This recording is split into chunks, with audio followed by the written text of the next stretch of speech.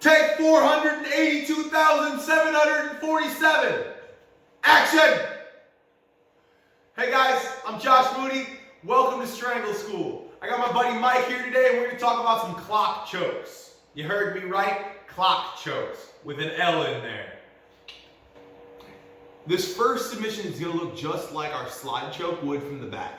I flip the lapel over, I pull it straight down, I pull it straight back, I put my thumb to his collarbone and I hand that grip over, down and across, and I grab his second lapel.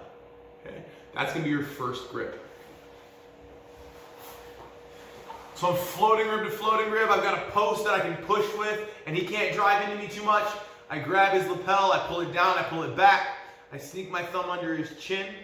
I find his collarbone, and I hand my grip over. I pull it down, I pull it across, and I'm going to grab his opposite lapel.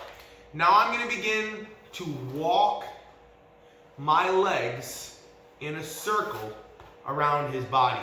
And I want to put my hip in front of his shoulder.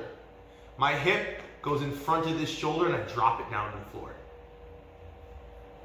So I walk, walk, walk. Once I get my hip in front of his shoulder, it drops down and I just keep walking. For the first variation of your clock choke. Okay? Second option. If I get in here and I get that first grip, but I can't find a second lapel or it's too tight or whatever happens, I am going to get a hold of his hand right at the line of the knuckles. Okay? So what I need to do with all of these is I need to make sure that as I circle, he can't circle with me. Otherwise, we're just going to keep walking around this clock forever and for always, and it's never going to work out. Why isn't his head popping off? Because we're moving together. So I get a hold of his hand, and now when I go, he's not going to be able to follow me the way he wants to.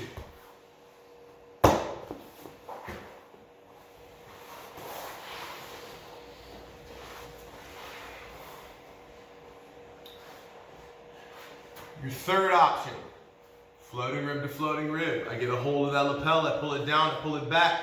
Pow. Thumb to the collarbone, hand your grip off. No matter how tight their pants are, everybody gets a little crease right at their knee. And I'm going to grab it. This is also going to prevent him from chasing me. My feet walk around the clock until my hips can drop in front of his neck, in front of his shoulder, and I keep walking for another variation of the clock choke. And my final variation. This is my personal favorite. This one is high risk, high reward. It comes on insanely tight, but it's a little easier for your opponent to get out of. So I reach under, I grab his lapel, I flip it over, I pull it down, I pull it back, my elbow's on his hip, thumb to the collarbone, I hand that grip off. I am going to take this arm out, and I'm going to drop it right next to his head. Okay? My weight is going to follow it. And it is by far the meanest of those variations to the clock choke.